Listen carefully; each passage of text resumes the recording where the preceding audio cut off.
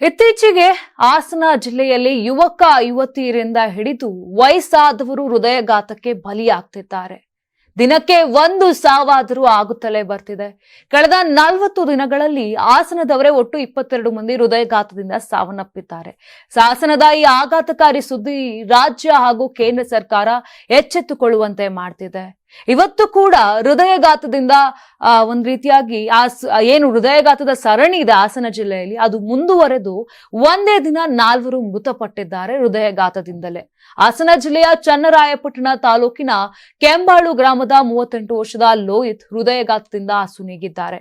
ಬೇಲೂರಿನ 50 ವರ್ಷದ ಜೆಪಿ ಲೇಪಾಕ್ಷಿ, ಹೊಳೆನರಸೀಪುರದ ಸರ್ಕಾರಿ ಪ್ರಥಮ ದರ್ಜೆ ಕಾಲೇಜಿನ ಇಂಗ್ಲಿಷ್ ಪ್ರಾಧ್ಯಾಪಕರಾಗಿರುವಂತ 58 ವರ್ಷದ ಮುತ್ತಯ್ಯ ಮತ್ತು ನುಗ್ಗೆಹಳ್ಳಿ ನಾಡ ಕಚೇರಿ ಡಿ ಗ್ರೂಪ್ ನೌಕರರಾಗಿರುವಂತ 53 ವರ್ಷದ ಕುಮಾರ್ ಹೃದಯಘಾತದಿಂದ ಸಾವಿಗೀಡಾಗಿದ್ದಾರೆ.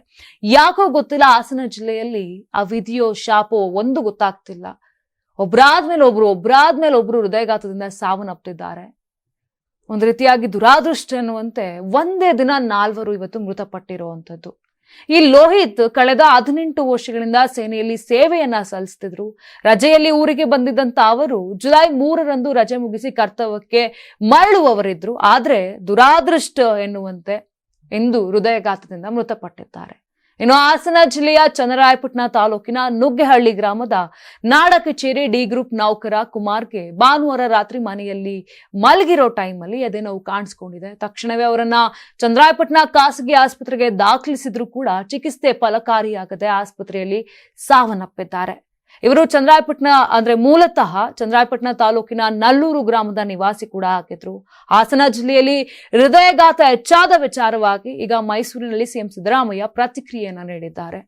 ಏನು ಈಗ ಹೃದಯಘಾತ ಆಗ್ತಿದೆ, ಆ ಬಗ್ಗೆ ಪರಿಶೀಲನೆ ಕೂಡ ನಡೆಸ್ತೀನಿ. ಹೃದಯಘಾತ ಹೆಚ್ಚಾಗಲು ಏನು ಕಾರಣ ಇರಬಹುದು ಎಂಬುದಕ್ಕೆ ತಜ್ಞರ ಮೂಲಕ ಮಾಹಿತಿಯನ್ನ ತರಿಸ್ಕೊಳ್ತೀನಿ, ನಿಯಂತ್ರಣಕ್ಕೆ ಸೂಕ್ತ ಕ್ರಮವನ್ನ ಕೈಗೊಳ್ತೀನಿ ಅಂತ ಸಿಎಂ ಸಿದ್ದರಾಮಯ್ಯ ಅವರು ಭರವಸೆ ಕೊಟ್ಟಿದ್ದಾರೆ.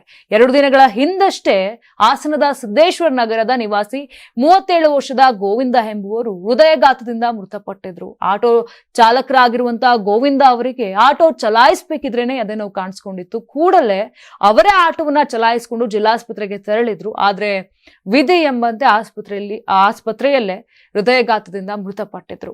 ಇದರ ಮಧ್ಯೆ ಏನು ಹಾಸನ ಜಿಲ್ಲೆಯಲ್ಲಿ ಮತ್ತು ಕರ್ನಾಟಕದ ಇತರ ಕಡೆಗಳಲ್ಲಿ ಯುವಕ ಯುವತಿಯರಲ್ಲೇ ಹೃದಯಘಾತ ಪ್ರಕರಣಗಳು ಹೆಚ್ಚಾಗುತ್ತಿರುವ ಬಗ್ಗೆ ಪ್ರಧಾನಿ ನರೇಂದ್ರ ಮೋದಿ ಜೊತೆ ಚರ್ಚೆಯನ್ನ ಮಾಡಲು ಇದೀಗ ಬೆಂಗಳೂರು ಗ್ರಾಮಾಂತರ ಸಂಸದ ಡಾಕ್ಟರ್ ಸಿಎನ್ ಮಂಜುನಾಥ್ ಮುಂದಾಗಿರುವಂತದ್ದು.